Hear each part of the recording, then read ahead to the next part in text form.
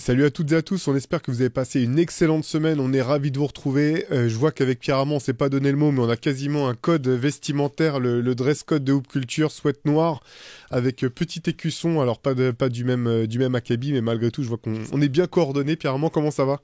Bah ça va et toi, je vois que tu as signé avec Shaq et Angel Reese, je suis ravi pour toi. Tout ça Exactement. parce que tu as regardé le défilé Victoria's Secret avec Angel Reese. Tu ne l'avoueras jamais de peur de te prendre un coup de sac à main, mais moi je sais que c'est le cas.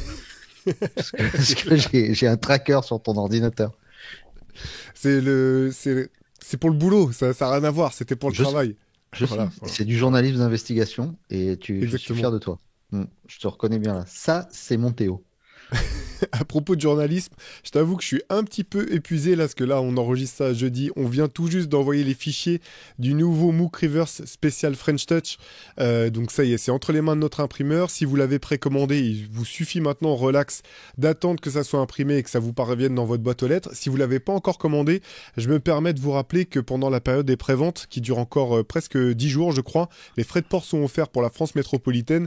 Donc voilà, si vous voulez en apprendre un petit peu plus sur tout ce qui a fait la grandeur, allez, je vais prendre le terme du basket français par ses joueurs, ses joueuses, les éléments clés, savoir qu'est-ce que c'est la French Touch au basket, est-ce que ça existe la French Touch au basket, est-ce qu'on a une spécificité vraiment, pourquoi la NBA nous et la WNBA maintenant viennent puiser chez nous pour abreuver leur ligue. Voilà, c'est un petit peu les questions auxquelles on a voulu répondre dans ce numéro dont on est assez fier, je vous le cache pas. Donc tout ça, vous le savez, c'est sur la boutique de basketsession.com. Et pour les gens qui vont nous demander, à partir du moment où ça part chez l'imprimeur, sous combien de temps c'est dans les boîtes aux lettres? Alors, il devrait effectivement arriver, il devrait paraître la première semaine de novembre. Donc voilà, il reste un D'accord. petit peu de temps, le temps que ça soit imprimé, qu'ensuite de chez l'imprimeur ça parvienne à notre routeur et qu'ensuite ça vous soit expédié. Ça devrait arriver dans le courant de la première semaine de novembre. Ça arrivera à temps pour les fêtes, ça c'est sûr et certain. Mais par contre voilà, on vous demande un petit peu de patience. C'est le temps que les choses se fassent, comme on dit. Bon, et puis cette semaine, Théo, on a un sommaire un petit peu particulier, exclusif. Ouais. On a été très très touché par la disparition d'un des artistes que je pense nous a certainement le plus influencé, le plus plu et le plus touché sur ces 30 dernières années peut-être en ce qui nous concerne.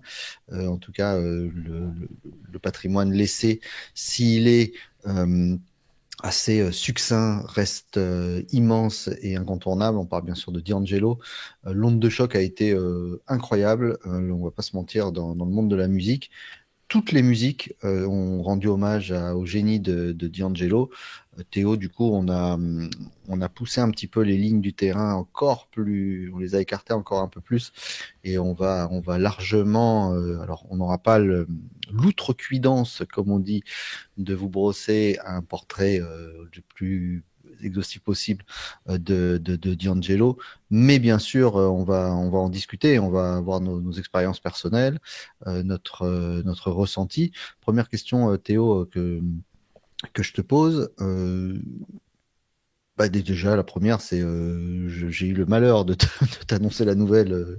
Je crois que je sais plus quand c'était mardi, je crois. Mardi, ouais. Euh, ouais, quelle a été ta première réaction quand tu as reçu mon maudit texto? Eh ben, honnêtement, au début, j'ai même pas compris en fait, parce que ça me semblait tellement pas possible quelque part que j'ai pas compris la première mouture de ton message. Il a fallu que je la relise pour saisir ce que tu étais en train de me dire et puis pour aller découvrir l'information. Oui, eh ben, enfin voilà, D'Angelo, 51 ans. Donc forcément, tu t'attends pas à voir quelqu'un d'aussi jeune disparaître. En plus, c'est quelqu'un qui est, comme tu parlais de son œuvre musicale qui est assez succincte, qui est extrêmement privée. Enfin, on connaît peu de choses au bout du compte sur lui. C'est pas du tout quelqu'un qui s'expose. Donc c'est peut-être pas anormal finalement de pas avoir d'infos de lui. Tu sais il fait de la musique, tu sais qu'il travaillait dans l'ombre. Donc ouais, impossible de voir venir le truc. Et comme ce que tu disais, et puis à un moment, moi, ce qui m'a quand même assez frappé, c'est l'impact que ça a eu tout de suite. Alors, on a pu s'en rendre compte à travers les réseaux sociaux et la largeur finalement du spectre de personnes qu'il a pu toucher. Et ça m'a vraiment épaté parce que tu vois, même, par exemple, France Info a fait j'ai vu passer une story de France Info qui parlait de sa disparition. Pour nous, en fait, on avait beau connaître, je pense, le génie et l'importance de sa musique et ce qu'elle représentait pour nous. je me rendais pas compte finalement que son impact global était aussi large Mm. parce que il avait ce talent hallucinant, incroyable qui a touché des gens de toutes origines, de tout horizon, des musiciens de plein de genres musicaux différents. Et en même temps, c'était pas ce qu'on peut appeler vraiment, je pense, un artiste mainstream. Il était pas tout le temps à la radio, on le voyait pas tout le temps à la télé. Et donc ça m'a surpris clairement. Oui, je suis comme toi. J'ai été surpris par l'impact global de voir qu'on en parlait au journal le lendemain, France Inter même sur ses réseaux sociaux a fait tout un onglet dessus en envoyant vers des émissions. Voilà. Bon, j'étais alors vraiment agréablement surpris de voir l'impact que ça avait pu avoir en effet, la résonance que ça a pu avoir, le fait que il n'y a pas que nous qui avons besoin d'en parler, des médias peut-être plus larges et plus populaires vont également mettre D'Angelo sur la carte de beaucoup de gens. Si jamais vous qui nous écoutez, auditeurs de Duke Culture, vous n'êtes pas familier de D'Angelo, restez avec nous parce qu'on va vous en parler et on espère on va vous faire aimer ça, mais nul doute que vous connaissez certainement certains morceaux, même si vous êtes pas, vous ne possédez pas les albums. Mais oui, j'étais largement surpris. J'ai été surpris aussi de voir l'impact qu'il avait pu avoir dans la carrière de certains autres artistes. Et alors, pour moi, beaucoup de grands artistes de cette période-là ont partagé leur tristesse et on dit tout le bien qu'ils pouvaient penser de D'Angelo. Et pour moi, le tweet qui m'a le plus effaré est celui de Jill Scott, qui dit qu'elle n'a jamais eu la chance de le rencontrer. J'étais mais sur le cul, je te jure. Elle a dit je n'ai jamais rencontré D'Angelo, mais elle voulait lui rendre hommage de la enfin, pour tout ce qu'il avait pu faire pour cette musique-là, pour la néo soul. Donc on va en parler dans quelques instants. Mais j'étais sur le cul de voir, c'est vraiment le cas de le dire, que Jill Scott n'avait jamais rencontré D'Angelo. Alors ça, J'avais même ouais. l'impression d'avoir vu des vidéos de deux, tu vois. Ouais, c'est fou, j'aurais jamais imaginé non plus, parce ils étaient quand même dans les mêmes cercles, que ce soit avec The Roots ou d'autres, j'aurais jamais imaginé. Tu sais, quand tu me parlais de réaction, j'ai cru que tu allais me parler de celle que j'ai vu passer, moi, de Lauryn Hill, Mhm. qui elle aussi finalement est très discrète, s'exprime peu, et que j'ai trouvé très touchant pour le coup son message au sujet de D'Angelo. Je pense que c'est des artistes tous les deux qui sont assez similaires sur certains points, à la fois dans l'impact qu'ils ont pu avoir, le génie, le fait d'avoir finalement peu produit, du moins nous enfin je pense que c'est des artistes qui ont beaucoup produit mais qui n'ont pas beaucoup sorti finalement ce qu'ils avaient pu faire et ce côté un peu artiste écorché vif, j'ai l'impression.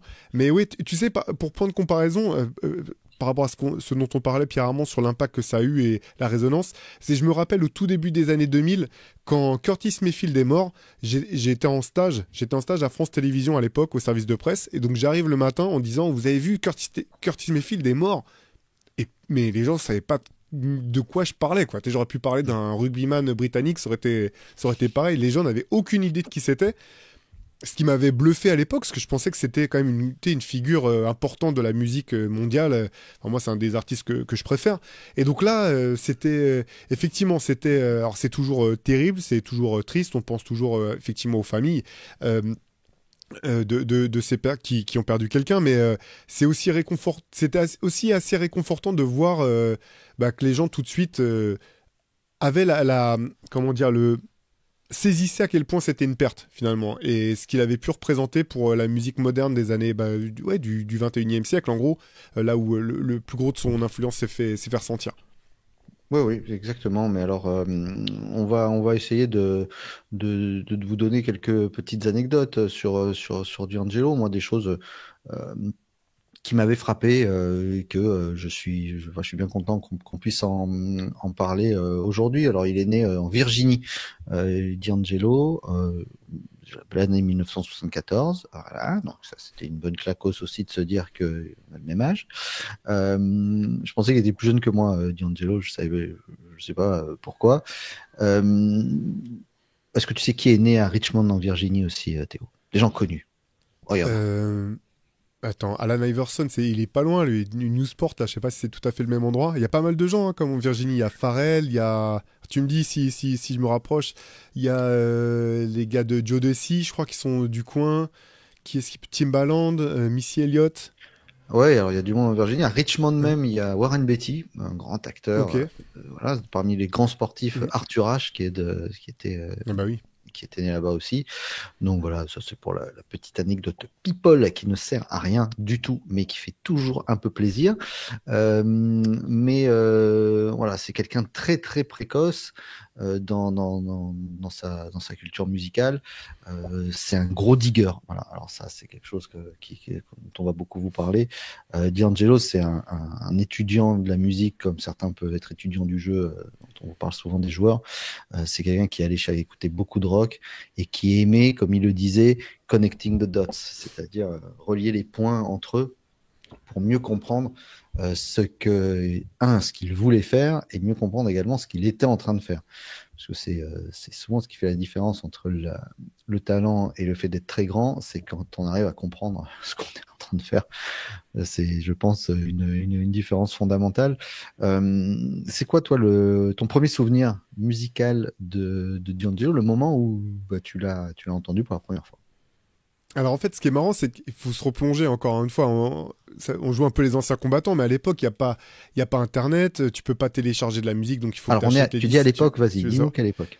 Bah, c'est 97, 96, Ouais, 97, je 96, pense, le premier, 97, premier non, mais album. Voilà, ouais. Donc en fait, moi, j'ai pris connaissance de l'existence de D'Angelo dans The Source, qui était le magazine hip-hop, la Bible du hip-hop, comme il se présentait à l'époque, qui était la meilleure source, la source la plus directe, en fait, pour savoir ce qui se passait du côté du hip-hop à l'époque, notamment du hip-hop américain.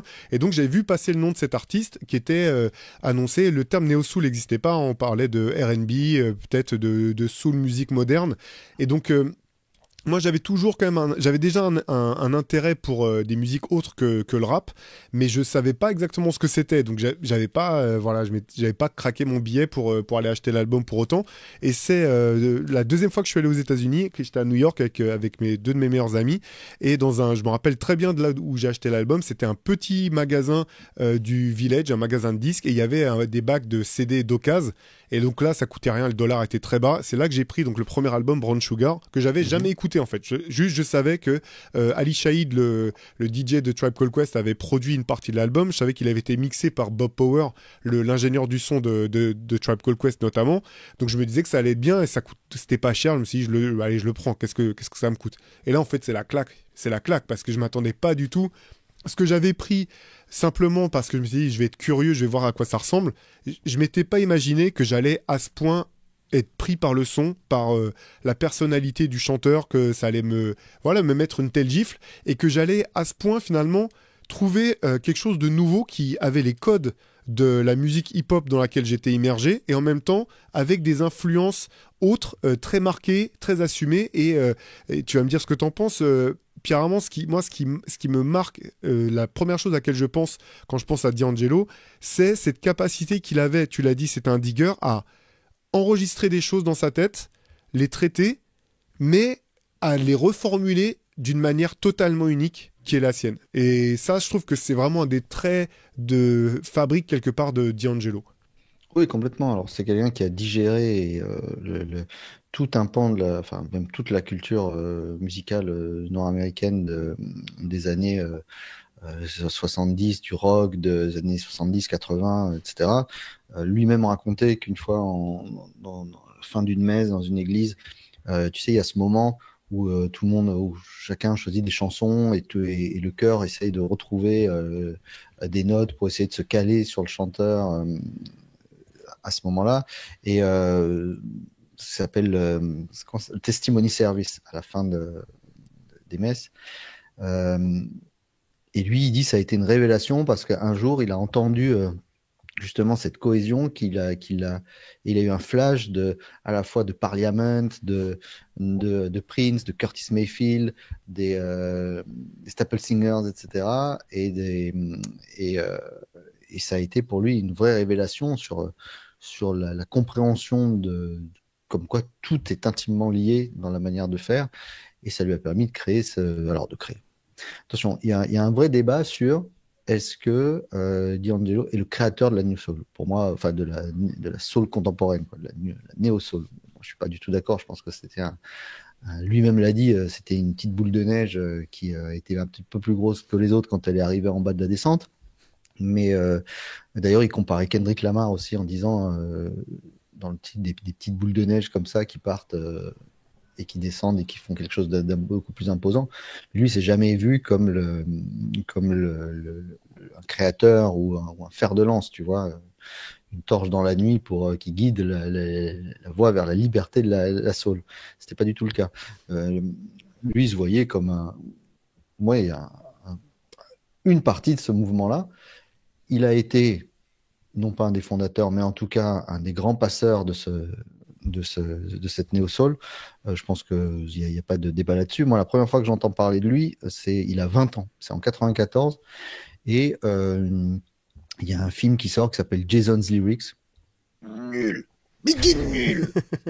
Mais bon, à l'époque, quand j'allais à la Fnac ou dans le magasin, il y avait ces BO avec tous ces artistes de la scène New Jack, R&B que j'adorais. Donc c'est comme un peu des grandes compilations comme les Above the Rim, tu vois, ces trucs-là. Donc à chaque fois, on achetait les compiles de Romeo Must Die, ces BO parce qu'il y avait plein d'inédits.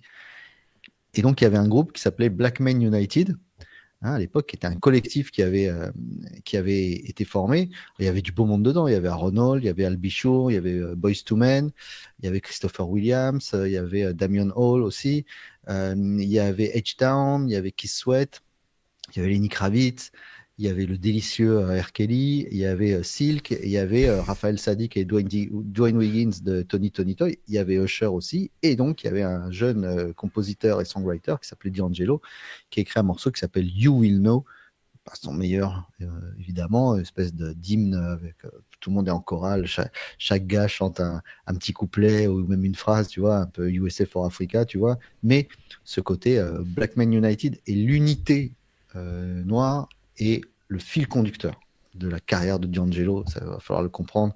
Tu as un disque derrière toi qu'il a longuement défendu en expliquant le titre de ce disque. On va certainement en reparler tout à l'heure. Mais voilà, moi, la première fois que j'entends parler de D'Angelo, en fait, c'est par Black Men United. Et la deuxième fois, c'est à cause d'un putain de lapin en cartoon qui joue au basket avec un type qui était à la retraite à l'époque qui s'appelle Michael Jordan, puisqu'il est sur la BO de Space Jam, en fait. J'avais complètement oublié ça, tu vois, je me rappelais pas du tout qu'il était dessus. Ouais. Avec I Found My Smile Again, qui donc est le morceau de D'Angelo qui est sur ce disque. Et pour la petite anecdote, celle-là elle va te plaire, il y a un morceau qui est totalement dédié au basket dans la carrière de D'Angelo, qui s'appelle Playa Playa, qui est donc l'ouverture de Vaudou. Ouais. Il me semble, hein, je ne me trompe pas. Oui. Je crois bien que c'est l'ouverture de Vaudou, voilà, qui est là. Et il est sur Vaudou, c'est sûr. Ouais. Voilà. Il est sur Vaudou. C'est l'ouverture de Vaudou. Et en fait, ce morceau était le morceau de Space Jam. Sauf que dedans, il est un peu, ça parle de basket, mais c'est un peu olé olé aussi. Ça parle d'autres choses. Donc, la Warner à l'époque a dit, il n'y a pas moyen. Ok, ça parle de basket, mais c'est un film pour enfants, donc il n'y a pas moyen. Et donc, Playa Playa devait être sur Space Jam, ne devait jamais être sur Vaudou. Morceau avec Questlove, parce que la commande est faite à D'Angelo et Questlove. Donc pour la petite histoire, Playa Playa, qui est un morceau qui parle de basket, hein, de l'univers basketball, devait être sur Space Jam. Et finalement, à cause des lyrics qui étaient sortis, et ben, ils ont donc filé I Found My Smile Again, qui est une sorte de fin de tiroir de Brown Sugar, tu vois, là-dessus. Et donc, c'est pas Playa Playa qui est sur Space Jam. Et c'est dommage parce que j'aurais bien aimé écouter ça en voyant Space Jam, en voyant MJ défoncer les Monstars. Je connaissais pas du tout cette anecdote, c'est assez fou. Du coup, j'imagine qu'ils ont dû quand même le retravailler parce que, enfin, on va parler de Vaudou après, mais l'esthétique de Vaudou est tellement à part. Je pourrais pas te dire, j'ai pas la démo, sûr. mais c'est vrai que le I Found My Smile Again est beaucoup plus sucré, parfaitement calibré pour ce genre de morceau. Mais c'est pas un morceau anodin dans la BO de Space Jam parce qu'on l'entend vraiment bien. Hein. Ouais, je rebondis sur ce que tu disais sur son rapport à l'église parce que c'est vrai que c'est quelque chose. qu'on oublie ou qui est vraiment spécifique, je pense, notamment aux États-Unis, c'est vraiment très prégnant, c'est l'importance finalement des chorales d'église dans le développement de ces chanteurs et de ces chanteuses. Et je me rappelle notamment que, tu sais, c'est un peu comme dans le Sister Act 2, là, où ça se termine par une espèce de concours de chorale, ça c'est tout le temps en fait, c'est tout Avec le temps. Laurie Neal. Avec Laurie Neal, absolument. Les chorales se déplacent pour faire des espèces de battles, des concours. Et D'Angelo, il était là-dedans et c'était assez drôle parce que je me rappelle avoir lu une interview où il disait ouais, de toute façon en Virginie, on pouvait jamais gagner parce qu'il y avait telle chorale dans laquelle il y avait Casey et Jojo, les deux frères de Joe Dusty, et eux ils étaient au-dessus quoi. Et en fait, ce qui est assez drôle, c'est de se dire que même finalement un peu très à l'américaine, même dans des concours de chorale, il y a cet aspect de la compétition et que tu sais un petit peu, quand j'avais entendu cette anecdote, je m'étais dit c'est comme quand tu vois, je sais pas, Kevin Garnett qui va dire ouais mais dans le lycée de l'autre côté du lac Michigan, il y avait je sais pas tel joueur et tel joueur qui étaient ensemble, ils étaient trop forts. Il y avait cet esprit de compétition et de performance même dans le monde artistique et puis là dans le cadre de chorale d'église ça m'a toujours frappé ça. Ouais, et puis en plus, c'est la recherche de cette perfection vocale permanente. Enfin, je pense que, à part peut-être sur des disques de Marvin Gaye, c'est la quintessence même de l'utilisation de la voix comme instrument de musique, notamment sur Voodoo. C'est un des rares disques, je pense, qu'on peut écouter 200 fois et d'en rater encore un bout parce qu'il y a trop de choses en fait. C'est pas c'est le millefeuille le plus parfait de l'histoire. Il n'y en a pas trop dans le sens c'est un bordel, mais il y a tellement de choses à découvrir qu'une première écoute est impossible pour découvrir Voodoo. Moi, je me rappelle la première fois, c'est janvier 2000. Donc le mec te sort l'album du siècle au bout de 15 jours. Donc déjà, le gars... Tu vois, c'est le mec, il met 101 points en première mi-temps d'un match de finale NBA. Tu vois, c'est un petit peu ça. Le type, il claque tout, et c'est terminé. Il plie le jeu. Je me rappelle, j'avais écouté ce truc-là en me disant, enfin, voilà, playa, et à la fin de playa, je suis rincé. C'est-à-dire, j'ai l'impression que j'ai pris 8 claques, des gars qui m'ont mis des coups de pied par derrière. C'est incroyable. Donc, du coup, et c'est vraiment ce que je vais te dire, j'ai mis un temps infini à écouter Voodoo, c'est-à-dire que chaque morceau me prenait presque une semaine. Donc, le temps d'arriver à Africa, c'est-à-dire à la fin du disque, mais ça m'a... Enfin, il y a des morceaux que j'ai découverts presque 1 an, 2 ans plus tard, tellement j'étais... c'est dense à écouter. C'est vraiment c'est comme si on t'amène un plat comme ça, c'est l'entrée. Voilà. T'as demandé un œuf mayo, le mec il t'amène un plat, il y a 48 œufs coupés en 4 et voilà. Voilà les œufs mayo. Voilà. Ils ont bossé 3 ans dessus. Ça porte comme ça. C'est un truc de fou. Mais c'est super intéressant que tu dises ça parce que je me rappelle effectivement qu'à la sortie de l'album, il y a des gens, enfin je sais que certains ont été déçus en fait parce qu'ils s'attendaient à Brown Sugar 2 et l'album est très différent et pour le coup tu sais je vais te donner une comparaison, tu as parlé de Kendrick tout à l'heure, pour toutes les raisons que tu as données Pierre Armand, quand j'ai commencé à écouter Voodoo je me suis dit ce disque il est phénoménal et j'ai eu exactement le même sentiment en écoutant To Pimp a Butterfly de Kendrick Lamar qui est mon album préféré parce que tu sens tout de suite la maîtrise, qu'il n'y a rien qui est laissé au hasard, que tu vas découvrir ce que tu disais, qu'à chaque écoute, tu vas redécouvrir des choses, et que c'est un disque qui a un puissant fin de références, de détails, et que tout ça est maîtrisé à la perfection. Et moi, j'ai tout de suite adoré Voodoo, et c'est un peu bête, parce qu'on sait que la musique n'a pas grand-chose à voir enfin, n'a pas forcément quelque chose à voir avec le visuel, mais en fait, tout est abouti dans cet album. Même le livret, la pochette, le traitement, il y a une cohérence de A à Z vraiment qui est incroyable et qui est bien, je trouve, qui représente le sens du détail qui a été poussé à son maximum sur ce disque. Alors pour être honnête, ce disque finalement il fait partie d'une trilogie avec l'album de The Roots, Things Fall Apart, et l'album de Common, Like Water for Chocolate. C'est-à-dire que pendant 3 ans en gros, c'est les mêmes artisans qui ont travaillé sur ces 3 disques en squattant le Electric Lady Studio, le studio qui avait été fondé par Jimi Hendrix en plein cœur de New York. Et en fait, c'est le résultat d'heures et d'heures et d'heures de jam sessions où il y avait tous les meilleurs musiciens du moment passaient au studio en se disant bah, on y va comme s'ils allaient en soirée en fait. Et de toutes ces heures d'enregistrement, les meilleurs moments ont été repris, retravaillés, resamplés parfois. Il y avait JD, il y avait James Poyser, il y avait Questlove dont tu parlais, Talib Kweli, Common, tous ces gens-là ont participé à ces 3 albums. Et c'est tu sais, on parle parfois des 10 000 heures, là, le fameux, la théorie de Malcolm Gladwell là, sur la perfection ou sur le génie. Quand tu écoutes Vaudou, et dans une certaine mesure, je pense, quand tu écoutes Like Water for Chocolate, mais sur Vaudou, je pense que c'est encore plus prégnant, t'as vraiment ce sentiment qu'il y a eu un travail phénoménal qui a été fait sur un disque, et que finalement, ce qui est très rare, c'est que parce que tu peux aussi trop travailler sur une chose. Tu sais, on dit souvent que le mieux est l'ennemi du bien, mais que là, non, c'est justement, chaque chose est à sa place, et il y a une cohérence que je trouve incroyable. Oui, alors moi j'en rajoute même un 4e. Je te rajoute celui-là. Oui. Voilà. Mais je suis parfaitement d'accord. C'est le Fantastic Voyage que tu montres pour ceux qui nous écoutent. Fantastic, pardon. 2 ouais, de Slum Village. Slum Village qui sort à peu près pareil. D'ailleurs, où il y a un featuring de D'Angelo dessus, sur le morceau Tell Me. Voilà. Et d'ailleurs, c'est pas pour rien, Théo, on en parlera tout à l'heure de ce fameux concert, de cette fameuse tournée Vaudou, que Slum Village était sur scène avec D'Angelo et les Soulquarians, parce qu'il faut savoir que autour de ce projet, c'est quand même formé des collectifs aussi les plus fous, parce qu'il fallait être capable de retranscrire sur scène quelque chose d'aussi invraisemblable que Voodoo, et lui donner une énergie presque mystique.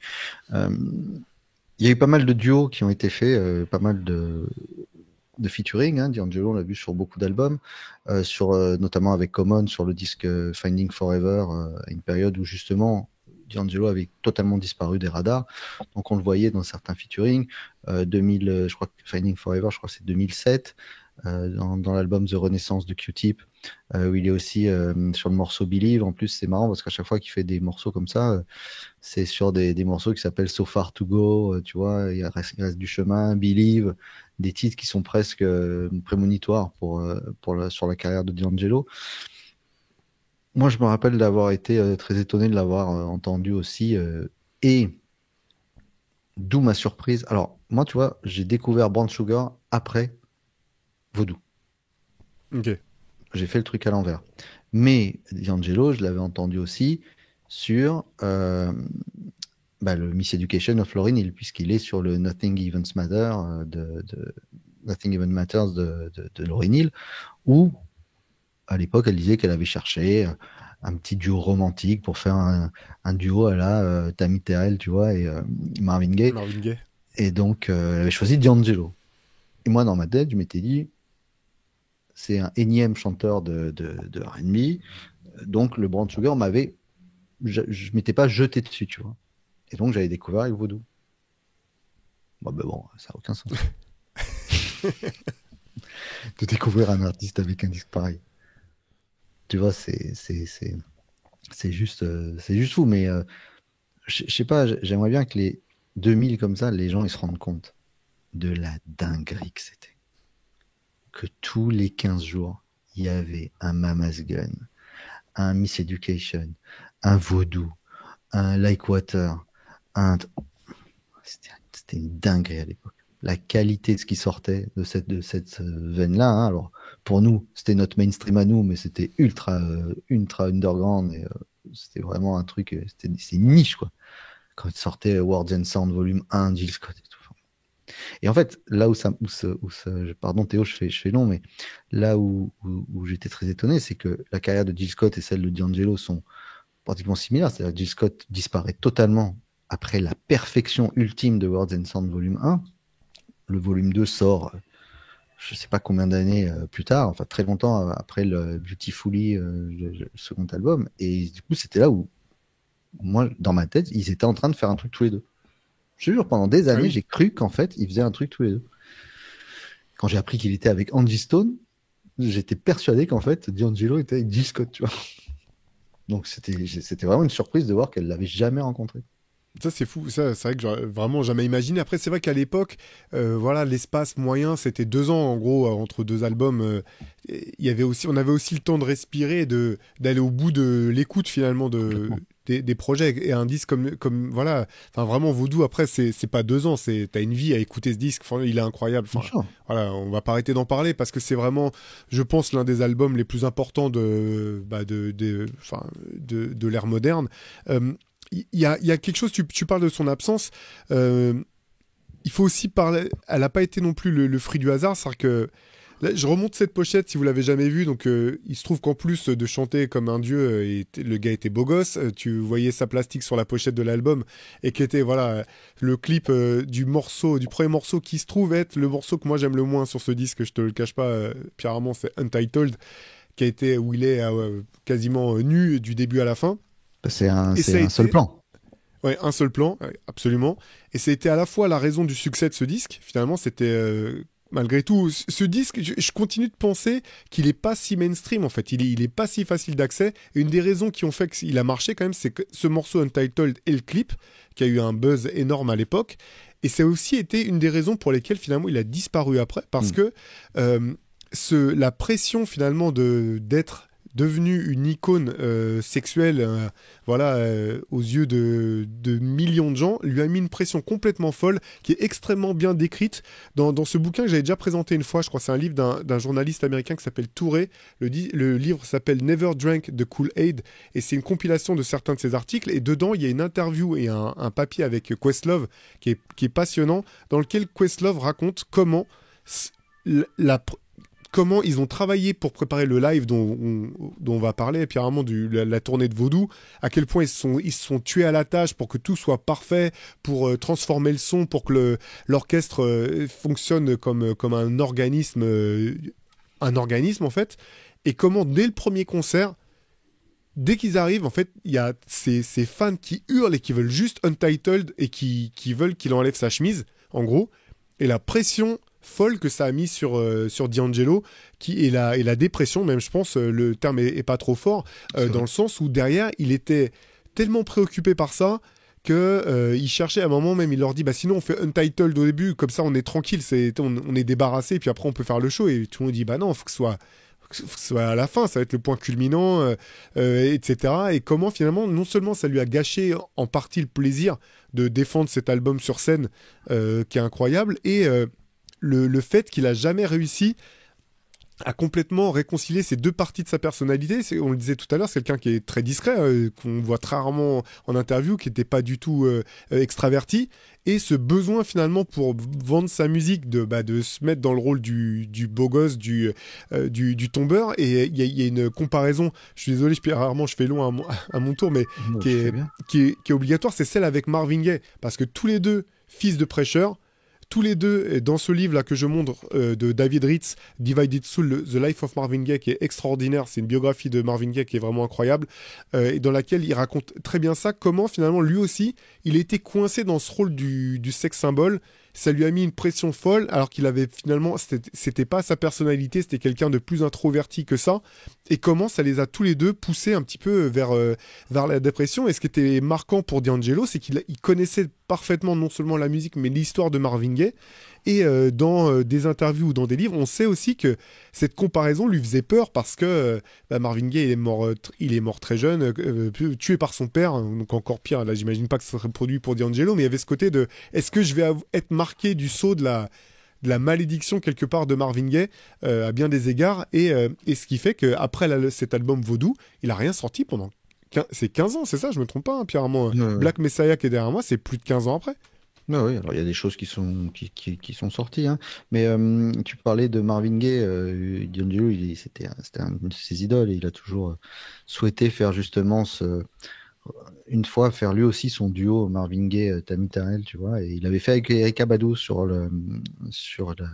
avec une reprise de Your Precious Love sur une bande originale d'un film aussi complètement pété qui s'appelait High School High. Je sais pas si tu vois ce Ah si, morceau. si, ça, je vois. Le film est effectivement pété, mais il y a quelques très bons morceaux Ouais, sur la ouais. bande-son. Ouais. Et justement, il y a un duo avec Erykah Badu qui reprend Your Precious Love. Il faisait pas beaucoup de covers, même s'il y en a une extraordinaire dans Voodoo, Feel Like Making Love, évidemment. Mais encore une fois, il y a beaucoup de gens qui ont dû dire, enfin, j'avais entendu dire des gens qui disaient oui, mais bon, il se plaint alors qu'il s'est mis en avant. Alors, il a mis son corps en avant, mais c'est pas du tout son corps qui met en avant, c'est le corps noir qui met en avant. C'est que l'art pour lui, c'est comme s'il avait dansé en fait. Si tu veux, c'est la mise en scène de cette force, de ce contraste entre la force physique pure et la douceur de sa musique, la légèreté de sa voix. C'était ça, c'était un projet artistique global qui n'a pas forcément été perçu comme il fallait. De la même manière, le disque qui est derrière toi, qui s'appelle Black Messiah, euh, il a fallu qu'il s'en explique longtemps, puisque déjà il apparaît plus tout seul, il apparaît avec les Vanguards sur ce disque donc Black Messiah, et en fait pour lui le Messie noir c'est la communauté noire, et c'est pour ça que c'est ça sur la pochette, c'est qu'en fait le Messie c'est tout le monde. Si on veut changer le monde, c'est tout le monde. Il n'y en a pas un qui arrive et tout le monde l'écoute. C'est tout le monde parle d'une seule voix. Et encore une fois, on l'a mis, comme tu disais, en tant que fondateur, créateur de cette musique. Lui, il était juste une figure majeure, tout simplement. Donc, il a toujours dû expliquer en fait son art, ce qu'il souhaitait pas faire, mais surtout ce qu'il a tué, c'est lui, c'est par exemple, entre Voodoo et Black Messiah. Je sais pas si tu as vu il y a des images qui sont sorties il y a pas très longtemps, cette semaine d'ailleurs, enfin que moi j'avais jamais vu, où tu as des séances d'écoute en studio de Voodoo. Avec la... Oui, oui, si, je Voilà. les avais vus, ouais, ouais. Voilà. Et tu as Chris Rock, par exemple, avec Rick Rubin, et tu as Clapton qui écoute, je crois, Playa Playa, et qui dit ah, c'est bon. Genre, Exactement. et qui dit comme nous, genre, je suis vidé, c'est Ouais. bon, ça suffit, c'est du style. Petit connard, là, il a 25 ans, il vient de me mettre une gifle. Et en fait, Angelo, il s'est, donc dans sa quête de perfection, après Vaudou, il s'est lancé dans la guitare. Il est devenu un guitariste mais mystique, quoi. C'est-à-dire, enfin, et Clapton l'avait dit, enfin, il aurait joué, il s'y serait mis encore plus, il aurait joué bien mieux que moi. Donc c'était un génie, tout simplement. Mais un type qui n'a jamais réussi, par exemple, il a eu des, des gros blocages créatifs. Ce que je peux penser, ce que je peux imaginer, quand tu sors Vaudou, la page vide derrière, enfin, quand tu as atteint une telle perfection on te dit c'est l'album, enfin, on n'a jamais entendu un truc pareil. Donc, ces addictions qu'il a eues, hein, la drogue, parce qu'il en parle souvent. Beaucoup de gens pensent que Brown Sugar, il parle d'une dame. Non, il parle de weed, hein, il parle pas du tout d'une dame, hein. Et c'est un texte sur la weed. Et, euh, et il fait donc ces différents, il a des différends avec les labels, il a du mal à trouver l'équilibre justement entre son art à lui et le commerce, mais les obligations qu'il a avec Virgin, avec enfin, les tournées, le fait de faire des interviews, voilà, ça lui plaît pas. Et donc derrière, bah, il y a comme tu dis, dépression, addiction, drogue dure qui ont amené à le rendre encore plus malade et à mourir comme ça. Mais enfin, c'est quelqu'un quand même dans un monde où tout se sait aujourd'hui. On a appris sa mort qu'il était malade alors que personne ne savait rien. Généralement, le passeur de la parole de D'Angelo, c'était Raphaël Sadik. C'était souvent lui qui donnait, je sais pas si tu te rappelles, il donnait des petites infos de temps en temps. Ça va, il arrive, il va se passer un truc. Pour Black Messiah, c'est lui qui avait donné un petit indice. D'ailleurs, Black Messiah je me rappelle, j'étais à Paris, je me balade dans la rue, je vois des affiches D'Angelo, Black Messiah. Je sais pas si tu te rappelles de ça, il y en avait partout. Ouais, si, Je si, me c'est dis, vrai. mais, Ouais. mais, mais on n'a rien entendu. Tu vois, on savait pas du tout qu'il allait avoir il n'y a pas de preview, il n'y avait rien. Et, euh, et donc on a rien su de sa maladie. D'ailleurs, est-ce que tu sais si je te dis Linwood Rose, est-ce que ça te parle? Linwood Rose.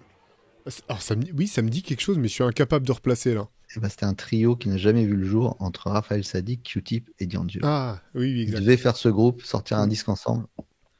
J'en ai des frissons rien que d'y penser. Ouais, c'est clair. Lui, il a Ça, tourné, quoi. Ouais, bah, tu parles de tournée. Alors, c'est quand même drôle parce enfin, drôle. Parce que le concert, voilà, Vaudou, le disque, le disque est fou. Il sort, moi je suis fan, je fais découvrir, enfin, je saoule tout le monde avec ce disque parce que je prends une énorme claque. Et est annoncé la tournée. Et donc il doit venir à Paris. Moi à l'époque je suis avec ma copine de l'époque qui est depuis devenue mon épouse et voilà je lui ai fait découvrir D'Angelo, elle kiffe. Mais les places, je les trouve trop chères. Et en fait, c'est marrant parce que je me rappelais plus le prix des places. Et justement, un ami commun, JP Manova, dont vous connaissez certainement la musique, a posté en story. Et il était aussi au concert. Je me rappelais plus le prix, tu vois. Je me disais, dans ma tête, j'avais trouvé ça cher. C'était 170 francs. Donc, ça fait quoi? Ça fait 20, 28 27 euros euros. peut-être, 27 26 euros, un euros. truc comme ça.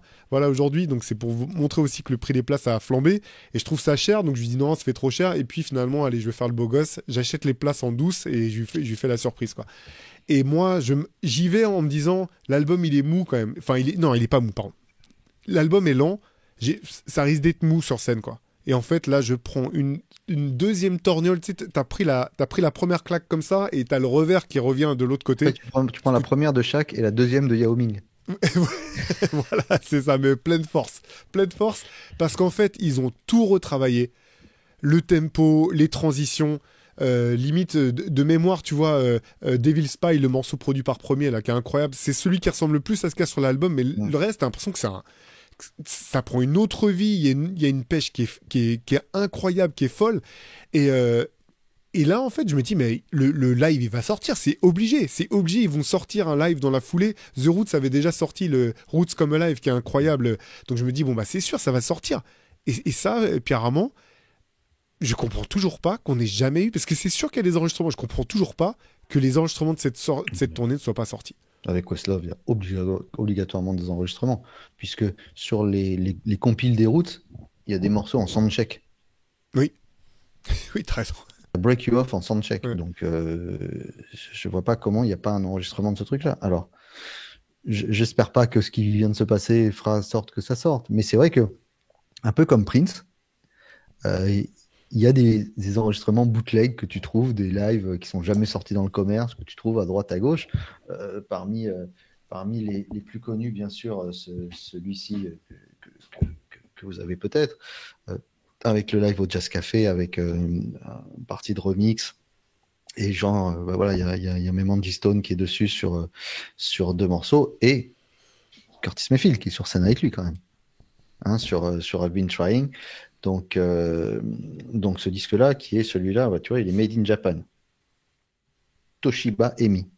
Limited, Made in Japan. Voilà.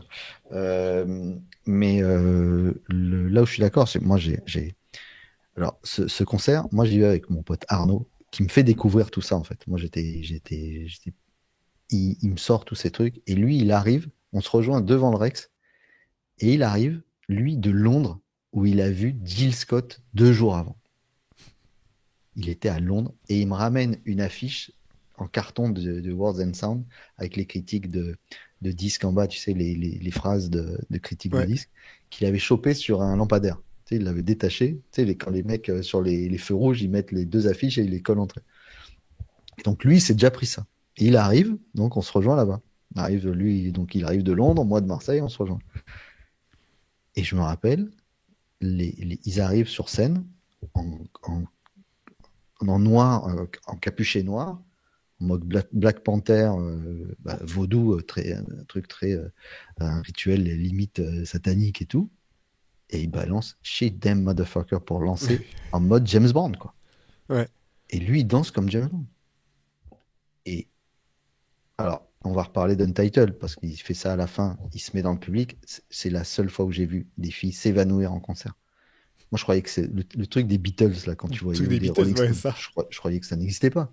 Mm. Les gens qui s'évanouissent en concert, ou que c'était Michael Jackson, tu vois. Et là, moi, j'ai vu il y avait plein d'Américaines qui étaient là, des Anglaises, les gens venaient de partout pour voir ce concert. moi, je m'étais pas rendu compte du phénomène que c'était. Moi non plus. Et je voyais des nanas, elles tombaient devant moi. Bah, bah, bah, comme ça. L'autre, il arrive, il fait How does it feel? Il enlève son truc, elle tombe. Je savais même pas que ça existait en vrai. Mais c'était pour te dire, enfin, rappelle-toi, on était. Donc toi, tu étais comme moi à l'étage. Ouais, C'était parce une... on s'est rendu compte par hasard, il y a peu de temps, alors qu'on se connaissait pas du tout avec Pierre Armand, qu'on était à ce concert au même endroit, au balcon du Grand Rex pour voir ce concert. Mais c'était une transe. Mm. C'était une transe, en fait, ce truc. C'était au mois de juillet, il faisait super chaud. Et c'était une transe, je me rappelle en plus, c'était juillet 2000. La France venait d'être championne d'Europe. Donc, tu sais, t'avais cette espèce. Les gens, ils étaient trop. Enfin, tout allait bien, tu vois. Et, les, et, euh, et c'est marrant ce concert parce que, regarde, JP, donc, balance son billet. Et il y a plein de gens qui mettent leur billet en disant à toute ma commu qui était au Grand Rex, tu vois, genre, c'était, mais. Et je suis content qu'on ait vécu ça parce que c'est vraiment le truc qu'on pourra raconter à nos gamins. Et, je sais que j'en discutais avec ma co-animatrice d'Hangtime qui, elle, l'a vu sur la tournée Black Messiah. Mais elle, pas moyen. Elle a ici le fait de ne pas l'avoir vu au Grand Rex. Et ce Ouais. concert, c'est une légende pour beaucoup de gens. C'est-à-dire, bah, il y a ceux qui y étaient, tu vois. Mm. Bah oui, c'est clair. Mais pour le coup, j'étais aussi sur la tournée Black Messiah Au quand il est Zénith, passé à Paris. C'était pas au Zénith, c'était Palais des Congrès. ouais, Il n'y Palais avait des pas Congrès. au Palais des Congrès. Elle l'a vu au Ouais, Zénith entre les. Peut-être entre les deux. d'accord. Elle l'a vu au Zénith, elle m'avait dit. Ouais. Ok. Ouais, ouais. C'était, alors après, c'était très bien. J'ai pas trouvé que le son extraordinaire au Palais des Congrès, t'avais pas du tout la chaleur, enfin, c'était, le Rex, là, c'était une fournaise, c'était volcanique, en fait, ce concert. Donc, voilà. Après, le disque est pas non plus c'est pas vaudou. Ça sert à rien de jouer le jeu des comparaisons. Malgré tout, j'ai passé un super moment. C'était aussi assez émouvant de le revoir sur scène et de le revoir prendre du plaisir. Parce qu'en fait, c'est ça, tu vois, moi, j'étais resté vraiment sur toutes ces longues années où il sortait plus rien. On savait ce dont on a parlé, la dépression, les problèmes avec Et puis la l'alcool, transformation physique. ouais, absolument. Il avait enflé comme c'est pas possible. Après, il avait reperdu du poids. Il a eu des problèmes avec la justice. Et j'avais cette image de quelqu'un qui était devenu malheureux finalement de pas pouvoir s'exprimer comme il le voulait. Et un des grands plaisirs quand même du concert du concert pour l'album Black Messiah, c'était de voir voilà, le sourire, le fait, tu vois, il était en forme, il prenait du plaisir avec ses musiciens sur scène. Ça, c'était vraiment chouette, quoi. Oui, oui, bien sûr, bien sûr. Moi, j'ai pas vu cette tournée, mais je le regrette parce que bêtement, je me suis dit ça ne sera jamais mieux. Quand tu le voyais physiquement, voilà, tu avais l'impression qu'il avait pris 20 ans, alors qu'en fait, il en avait pris 15. Tu Mm. vois, non, mais le temps est passé tellement. En fait, Ouais. On a tellement écouté Vaudou toutes ces années que le temps est passé très vite, en fait. Et c'est l'apanage des albums de génie. C'est-à-dire que ces albums, tu peux vivre 15 ans dessus sans t'en lasser. Donc, je m'étais dit, bah, j'ai pas envie de le voir comme ça et tout. Et bon, bah, évidemment, aujourd'hui, je le regrette. Comme là, je fais le malin en me disant, ouais, j'ai pas envie d'aller voir la tournée de Badou sur les 25 ans de Mama's Gun, je donnerai pas un franc et tout. Et quand je vais voir les images, je vais me dire, ah, la con de moi. Donc, cette histoire. Mais il faut que les gens aujourd'hui qui écoutent cette soul-là comprennent qu'il n'y a pas de Frank Ocean, il n'y a pas d'Anderson Paak, il n'y a pas tout ça. S'il y a pas D'Angelo, alors D'Angelo serait bien gardé de le dire, parce qu'il aurait détesté qu'on en parle, mais c'est quand même 14 nominations aux Grammys. Hein. Il en a gagné un meilleur album R&B pour Vaudou, pour Black Messiah, des meilleurs singles pour Untitled aussi. Donc c'est quelqu'un qui a eu des récompenses aussi. C'est pas du tout aux États-Unis quelqu'un de l'underground. Hein. C'est pas un artiste sous-coté qui soudain a une grande visibilité. C'est une inspiration pour beaucoup de gens. Quand tu vois tous les artistes américains ont rendu hommage à D'Angelo, pas J.D. Vance. Je sais pas. J'ai pas fait gaffe. Peut-être. J'avais pas vu. J'ai pas fait gaffe. Mais, mais voilà. D- d- D'ailleurs, il devrait changer de nom quand même, parce que JD, tu peux pas taper. JD, il y en a qu'un seul. Enfin, il y en a deux à la rigueur si on veut compter avec le producteur de Chris Cross, mais Vance, faut changer Lui, là. par contre, lui qui est beaucoup plus underground. Mais ouais, non, mais du coup, je parle de. J'ai balancé JD comme ça pour la blague, mais il y a quand même, on peut revenir quand même sur en fait, l'espèce de euh, alignement des planètes qui a permis qui a permis Vaudou, qui a permis ces 3 albums. Alors, t'as raison de mentionner l'album Fantastic Volume 1 enfin Volume 2 pardon de Slum Village, mais qui a eu un impact énorme en fait effectivement sur à la fois sur Things Fall Apart, sur Vaudou et sur Like Water for Chocolate à cause du génie de JD. Et c'est vrai que ces fameuses jam sessions, là, ce qui était intéressant, visiblement, tout ce qu'on a pu en lire, c'est aussi la rencontre entre ces deux. Alors, j'ai utilisé le terme de génie parce qu'en fait, autant il est galvaudé, autant je pense qu'il est juste en fait quand on parle à la fois de J Dilla et de D'Angelo, et manifestement de voir comment ces deux-là, ils se trouvent une espèce de, tu sais, de vocabulaire commun. Ça clique. Dilla, il arrive avec ses influences. C'est ça aussi une des grosses différences entre Brown Sugar et Vaudou, c'est que Brown Sugar, bah, tu vois l'impact et l'influence qu'a eu notamment Tribe Called Quest. Tout est très carré en fait, tout est très, voilà, les temps sont très marqués, tout est très très carré. Et avec Vaudou, bah, t'as le côté JD dans le swing en fait, où il y a des décalages, c'est plus tout à fait dans le temps, c'est les contretemps dont JD avait le secret. Et finalement, bah, ça colle parfaitement en fait entre ces deux artistes qui viennent, l'un de Détroit, l'autre de Virginie, avec Questlove qui fait l'espèce de grand rassembleur, lui il est de Philadelphie, et finalement tout ça donne ce melting pot qui accouche de cet album bah, qui est incroyable. Dessus bah, on retrouve Roy Hargrove, il y a Douélé qui fait des chœurs, enfin, quand tu prends aussi le nombre d'artistes dingues qui ont participé même de manière parfois très discrète à ce disque là, tu comprends que c'est un chef-d'œuvre, et tu comprends aussi finalement que c'est peut-être ça fait partie d'une des dernières générations d'albums où les gens étaient sur place, où tu prenais le temps, tu étais dans des grands studios. Alors ça veut pas dire que tu peux pas faire de très bonne musique maintenant avec la technologie qu'on a, mais il y a ça, tu le ressens en fait. Ça que je voulais dire, c'est que quand tu écoutes Vaudou, tu ressens en fait la chaleur de ce qui s'est passé et des moments finalement qu'ont vécu les musiciens qui étaient là pour faire ce disque. Mais c'est un des rares disques dans l'histoire de la musique qui a, à mon sens, qui a créé 2 choses. Un son du beat qui n'existe nulle part ailleurs. Voilà, ce clac, comme ça, un peu décalé, nulle part ailleurs. C'est-à-dire que tu peux écouter aujourd'hui un artiste de New Soul qui va sortir un disque et reconnaître les influences de Vaudou. Et la trompette.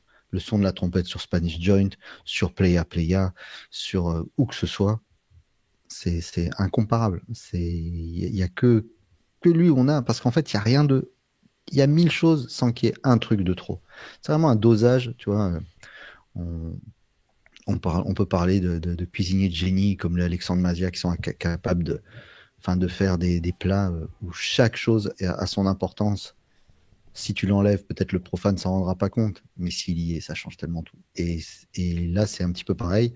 Moi qui suis musicien et batteur, une fois, je me suis assis derrière ma batterie en disant, tiens, je vais jouer ça. Et d'accord.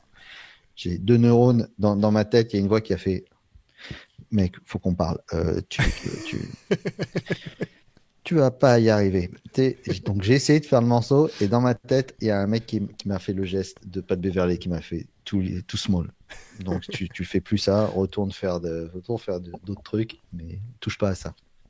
Et c'est vrai que et finalement il y a très peu de gens qui ont fait des vrais covers de D'Angelo. Je pense à Sly Johnson.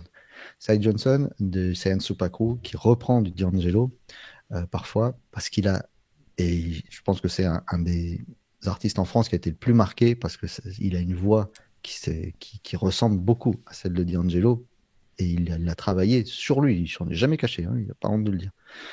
Mais il y a peu de gens qui s'attaquent à des covers de D'Angelo. Si, pas le droit. Pas le droit. Qu'est-ce que tu vas faire de morceaux pareils? C'est impossible. Et ça a ouvert la voie finalement en se disant, plein d'artistes se sont dit, putain, mais finalement il a fait le disque dont tout le monde rêve, de se dire, merde l'industrie, j'ai fait Brown Sugar.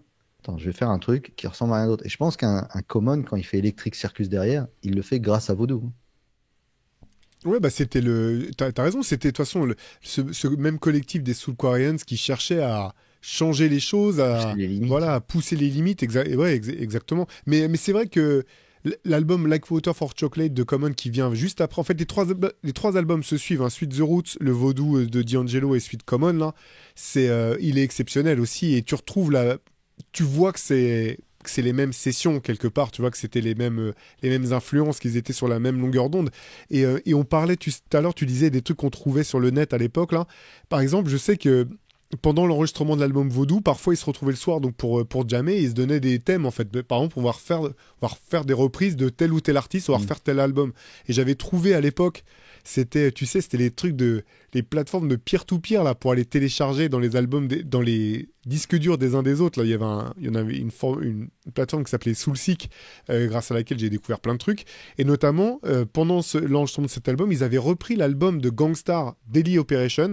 Et donc, tu peux retrouver, il y a des espèces de versions de morceaux de Gangstar rejoués donc avec Questlove à la batterie, James Poyser qui est là au clavier, etc. Et D'Angelo qui rappe les couplets de Guru sur Soliloquy of Chaos ou d'autres morceaux.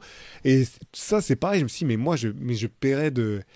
Je suis prêt à craquer mon PEL en fait pour avoir ces trucs-là, quoi. Parce qu'ils ont là, il se trouve que ça tombait sur un des albums que j'adore de Gangstar, mais ils en ont fait forcément de tout un tas d'autres types de musique et d'autres types d'artistes. Et il y a vraiment ce côté-là, voilà, je reviens sur ce concept des 10 000 heures, là. Ils ont bossé, mais je sais pas combien d'heures pour faire ce disque. Il doit y disque. avoir de la matière. Voilà, c'est monstrueux, quoi. J'espère que la famille de D'Angelo, alors c'est quand même un hasard aussi macabre qu'improbable, la mort de Angie Stone cette année dans un accident de voiture, la même année que D'Angelo. Donc il laisse une famille et des enfants assez jeunes. Hein. J'espère que les enfants feront vivre de manière avec la mémoire de leur père, c'est-à-dire sans en faire quelque chose de mercantile absolument, mais feront vivre cet héritage, parce qu'il doit y avoir des trucs. C'est comme Prince, hein. Il y a des centaines de milliers d'albums, et des albums qui sont sortis après, des albums posthumes. Et c'est pareil, c'est ces grands artistes qui ont eu 1000 périodes de musicales différentes, les Bowie, tu dois avoir des cartons entiers de folie. T'imagines tout ce qui, pour pas passer le cut de Vaudou, laisse tomber, mais il doit y avoir des trucs, enfin, qui doivent être complètement dingues. Et tu sais que Questlove a tout ça. Tu sais qu'il a tout ça, bien sûr côté order, etc. Bien sûr qu'il a tout ça. C'est évident, c'est pour ça que tu as raison de dire. Il y a forcément à Paris un enregistrement comme ça. Et si c'est pas Paris, je sais pas, c'est Berlin, c'est Londres, voilà. Je m'en fous. Ouais, on est d'accord. Ils ont enregistré le Black Messiah, ces tournées-là, et ils n'ont pas enregistré Voodoo. Non, c'est impossible. Ouais, tu parlais de Prince, qui était une des influences majeures d'ailleurs dont D'Angelo s'est toujours réclamé. Ouais. Bien sûr. On pourrait faire 2 heures de plus, hein. Ouais, mais c'est vrai que mardi prochain, dans In Time, on fera une émission spéciale, bien sûr, autour de... Alors, tu sais, t'as envie de dire, ouais, on va jouer des inédits, des remixes, mais t'as même pas envie. Il y a des moments, t'as envie d'entendre ce qu'on a envie d'entendre. Mais pour moi, Vaudou, c'est un disque de jazz. Il n'y a pas moyen de me dire, c'est un disque de soul. C'est trop... Tu vas dire, tiens, écoute, autant... Tu me dis, donne-moi un album de New Soul, je te donne Badouism, je te donne Mama's Gun. Je dis, écoute ça, on en reparle. Mais tu peux pas donner Vaudou, c'est trop complexe finalement. Je dis pas que on n'est pas capable de le comprendre, mais c'est trop complexe dans la rythmique, dans tout. Tu peux pas te faire une idée d'un mouvement avec un truc aussi inclassable. Ouais. Merci pour ça en tout cas pour lui. Pour moi, ça fait partie. On en a discuté des 5 disques que je pense que j'amène sans problème sur une île déserte où j'espère que tu m'attendras. Mais parce que sinon, je vais bien me faire chier. mais voilà, oui, Vaudou en fait bien sûr partie. Il faut toujours l'avoir en CD, en vinyle. Il faut l'avoir partout, en double, en triple, au cas où il y en a un qui craque. Bon, maintenant, il va y avoir plein de rééditions sûrement. Je pense, ouais, c'est sûr. Mais comme tu disais, je suis toujours partagé, tu sais, dans ces moments-là, parce que nous, de manière un petit peu égoïste, on a envie d'en avoir plus, que les choses sortent, et en même temps, parfois, c'est un petit peu dérangeant, je trouve, quand c'est trop poussé à l'extrême. Je vois, par exemple, pour JD, que j'adore, hein, voilà, il y a l'affiche de Rough Draft juste derrière moi, mais c'est vrai que parfois, je suis un petit peu embêté de voir les énièmes rééditions de choses qui sont déjà parues, de beat tape et de trucs pas aboutis. Je suis pas sûr que c'est. Je suis pas toujours sûr que c'est ce qu'il aurait aimé Et voilà. qu'on garde de lui comme image au bout du compte. Donc bon. C'est un mec qui ne supportait pas l'imperfection. Donc, Mm. ce serait limite lui faire injure de dire, bah tiens, tout ce que tu n'as jamais voulu sortir, eh ben, on va l'écouter. Ouais. Non, il voulait pas. Si c'est pas sorti, c'est que ces mecs-là, ils veulent pas que ça sorte. Mm. Alors, certes, un mauvais morceau de D'Angelo, c'est une folie par rapport à tout ce qui peut sortir à côté. Mais s'il veut pas, eh ben, il veut pas. Alors, franchement, on a de quoi faire, hein. On a 3 disques. Maintenant, j'ai ma dernière question pour toi, Théo. J'ai eu un débat Ouais. avec JP Manova, on en parlait, j'en discutais avec lui hier. Est-ce que c'est un what if pour toi, D'Angelo, ou non? Parce qu'il n'y a que 3 disques finalement. Et est-ce qu'on pourrait le mettre en disant si on avait eu plus, ça aurait été mieux? Ça aurait été encore mieux. Donc, est-ce qu'on se dit si on avait eu plus, qu'est-ce que ça aurait été? Déjà que c'était génial comme ça. Ah, c'est une excellente question. Eh ben, tu sais quoi, je serais tenté de dire non en fait, parce que JP a dit j'ai non aussi. l'impression ouais, que finalement il avait certainement plus de choses à dire, mais je sais pas s'il avait à les dire à nous les dire en fait. Et j'ai Hmm. l'impression que c'est pour le coup, c'est quelqu'un qui a Très juste. contrôlé, voilà, ce qu'il voulait faire. Et il a déjà dit tellement avec ses 3 disques que non, pour moi, je le mettrais pas comme un what if.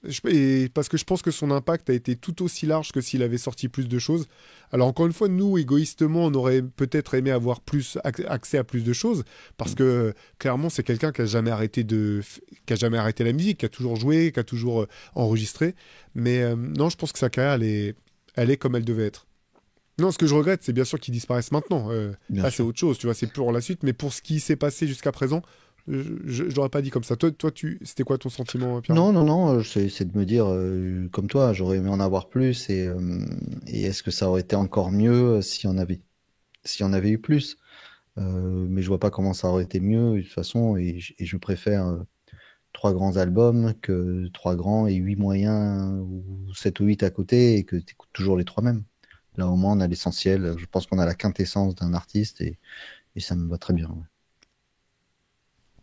Bon, on va arrêter là, je pense, sur D'Angelo. On aurait pu faire des heures et des heures, hein. Comme on vous le disait en intro, là, on a voulu. Voilà, on s'est dit fallait marquer le coup. C'est un artiste qui a été trop important pour Pierre Armand, pour moi, pour des tas de gens. Donc, on espère que vous aurez aimé cet épisode. On va quand même faire nos petites rubriques. Pierre Armand, j'imagine. Est-ce que tu as un coup de cœur musical cette semaine? Nouveau disque d'une artiste que j'aime beaucoup, alors, on parlait de choses inégales parfois. C'est un peu le cas pour Princesse Nokia. Tout n'est pas extraordinaire dans ce qu'elle sort, dans un album qui doit faire une quinzaine de titres. Bon, il y en a toujours 3 ou 4 dont on peut se passer, mais moi je la trouve particulière. Alors, je te l'ai envoyé, Théo, la pochette de son nouveau disque. Elle est un peu spéciale. Le disque s'appelle Girls. C'est pas si vous achetez le vinyle, vous n'allez pas l'afficher quand maman vient manger le soir ou vos parents quand vous les invitez ou pour votre premier date. Vous mettez pas ça chez vous forcément. Elle est un peu hardcore la pochette. Euh, Ce disque est sorti la semaine dernière et un morceau qui s'appelle Drop Dead Gorgeous avec pas mal d'électro à l'intérieur. L'énergie, elle est incroyable. Euh, c'était euh, C'était vraiment c'était censé être le track of the week Time mais on a appelé D'Angelo Hmm. 1 heure avant donc on avait mis title justement mais voilà et j'en profite il y a une chose que j'ai oublié de dire quand même. Tu connais mon groupe préféré Théo, est-ce que maintenant qu'on se connaît?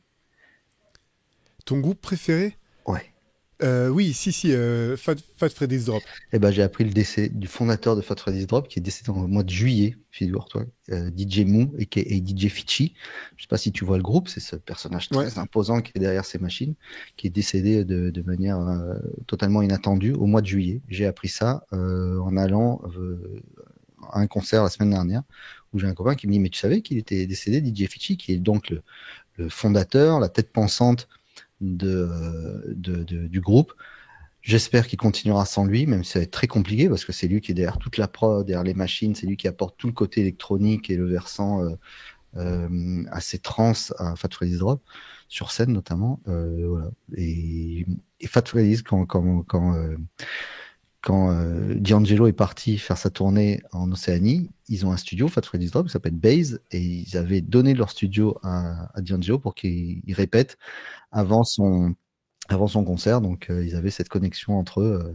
Donc voilà, donc je rends hommage également à DJ Fichi, qui m'a bien fait rêver. Et enfin, j'étais déjà sur le cul de ne pas l'avoir vu. Ils ont peu communiqué Bah dessus. oui. Et ils sont en train de monter une tournée pour lui rendre hommage. Voilà. Ok, bon Chier bah. tout ça. Bah Ouais, ouais. dur cette semaine là. Bah ouais, complètement con. Et toi, quel Écoute, morceau? ouais. Moi, c'est un album.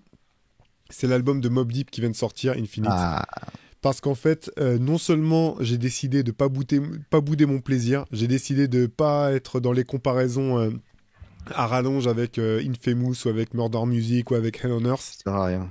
Je suis juste trop content d'entendre Prodigy. C'est un album, je pense, qui gagnera à être écouté. Donc effectivement, je pense que le meilleur morceau, c'est du moins le plus parlant, c'est le premier, c'est Mobb Deep Against the World. Mais franchement, je pense que c'est vraiment un disque qui gagne à être écouté, à être apprécié sur la durée. Et voilà, moi, je gâche pas mon plaisir. Je suis trop content de la série d'albums sortis par Mass Appeal, que ça soit, pardon, celui de Raekwon, celui de Ghostface, celui de Mobb Deep, celui de Nas avec DJ Premier qui s'annonce. Hmm. Donc j'ai kiffé ça toute la semaine et je suis resté là-dessus. Moi, c'est Easy Bruh qui m'a tué. Le troisième morceau de Ouais, l'album. ouais, carrément. Basse derrière. Oh lolo. Carrément, ouais. Est-ce que tu as eu un coup de cœur cette semaine, Théo? Ouais, alors coup de cœur et coup de gueule, je vais revenir sur D'Angelo parce que j'ai découvert complètement par hasard en voyant l'hommage que lui a rendu Connie Con, l'un des deux musiciens de Children of Doom, ce groupe de Manchester que j'adore. Hmm. J'ai découvert l'existence d'une reprise de Everybody Loves the Sunshine par D'Angelo dont je n'avais jamais entendu parler.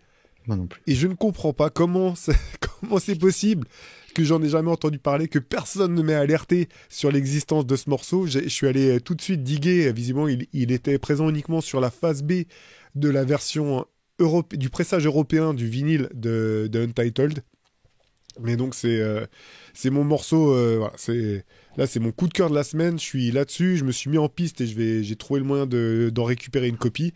Et à la fois je suis dégoûté de ne jamais avoir pris conscience que cette version existait et en même temps je suis trop content de me dire bah, j'ai un nouveau truc de D'Angelo à diguer et à creuser à fond. Si tu en trouves un, make it two, please. Je ne te Ça, rembourserai jamais. ça marche, deal. Moi, je reste dans la musique. Je suis complètement addict à ce livre qui s'appelle Music Sounds Better With You de Raphaël Malquin aux excellentes éditions du Mot et du Reste, qui est une histoire, presque un roman en fait. C'est raconté comme un roman, presque au jour le jour, de personnages, de jeunes meufs amoureux de musique qui deviennent ingénieurs du son par hasard, d'autres qui découvrent des rêves partis par hasard, et finalement bah, qui se retrouvent tous ensemble autour d'un même mouvement qu'ils vont créer qui s'appelle la French Touch. Vous reconnaissez ici Pedro Winter qui est là, c'est la grande histoire de la radio parisienne avec David Blo également, du Nova Club que vous connaissez certainement, toute l'histoire de Dimitri from Paris, de Philippe Zdar, de DJ Mehdi, de Daft Punk, voilà, et ça raconte soirée par soirée les créations des soirées dans les clubs, des soirées Respect notamment, des soirées Xanadu, de toutes ces choses-là. C'est des mots que moi j'avais souvent entendus. Je suis allé dans des clubs comme ça et c'est les premières fois que j'avais entendu certains morceaux de Daft Punk, dont on en reparlera bientôt, Théo, avec le groupe de la French Touch. Ouais. Mais je connaissais pas forcément cette histoire. Et du coup, quand vous lisez ça, bah, ça vous replonge. Enfin, c'est un livre qui sent la clope froide, qui sent la transpiration, qui sent le vinyle, qui sent le disquaire où on allait chercher, après avoir entendu dans la fin des années 90 ce genre de morceaux, on allait les chercher vite fait parce on voulait pas se les faire taper. Ça sent le métro Bastille, ça sent...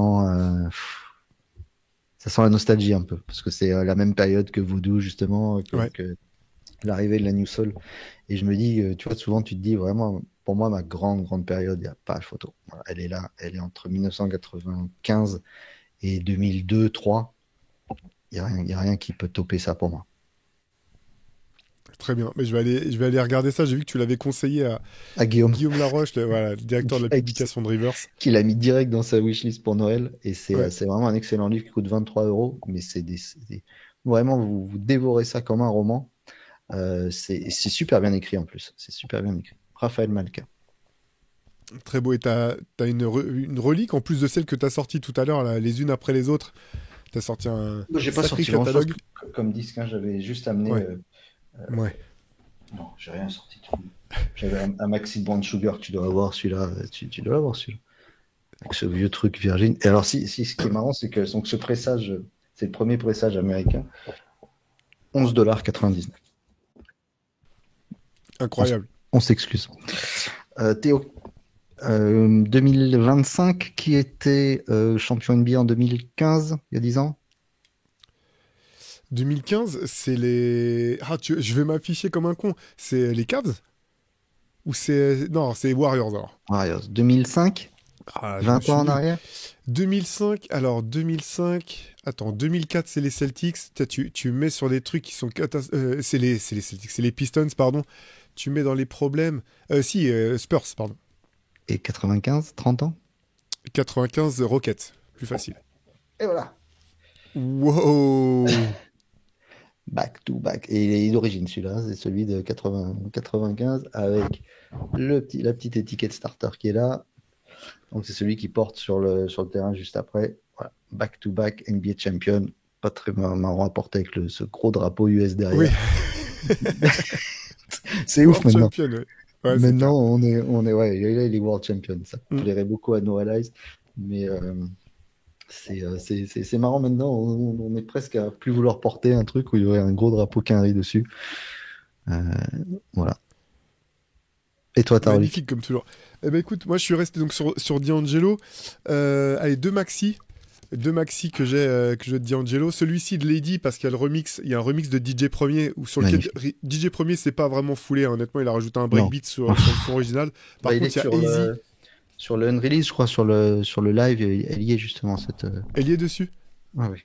C'est bien possible, mais surtout Bah, en c'est fait la moi même c'est plutôt. pochette. Ah bah oui, oui, oui, Ouais, ouais. Puis en ouais, effet, il y a le oui c'est You're ça, My oui Lady, effectivement. le remix avec Easy dedans, ouais, c'est ça. Voilà, exactement. Mais moi, c'est plutôt celui-ci que je préfère. C'est Me and Those Dreaming Eyes parce qu'il y a un remix, voilà, Génial. de Eric Sermon avec notamment Redman qui est invité dessus. Et là, c'est vraiment un vrai remix. J'aime beaucoup j'aime beaucoup ce single et ce remix de D'Angelo. Donc voilà pour mes reliques. Magnifique. Bien joué. Bon, Pierre Armand, on va s'écouter Vaudou et on se retrouve la semaine prochaine du coup. Ouais, j'aurais écouté que les 2 premières minutes, si c'est que la semaine prochaine qu'on se retrouve. Ouais, c'est ça, le temps de digérer à nouveau. Voilà, merci en tout cas d'avoir été avec nous pour cet hommage, voilà, enfin, très modeste au génie qu'était D'Angelo. Puis racontez-nous Euh, en commentaire si vous ouais, aussi vous étiez à des concerts, si vous avez vu des trucs particuliers, si vous avez compris on va tous diguer, si vous avez des inédits, si vous avez des trucs que vous voulez partager, racontez-nous parce qu'on adore vous lire en commentaire. Souvent, vous nous racontez vos expériences sur nos thèmes et c'est souvent passionnant. carrément. On sera friand de découvrir tout ça. Et si vous avez d'autres pépites à côté desquelles on serait passé, on sera, pareil, hyper content de pouvoir découvrir de nouvelles choses. Donc, portez-vous bien. Passez une bonne semaine et nous on se retrouve dès la semaine prochaine avec Pierre Armand pour un nouvel épisode de Hoop Culture. Ciao tout le monde. Salut!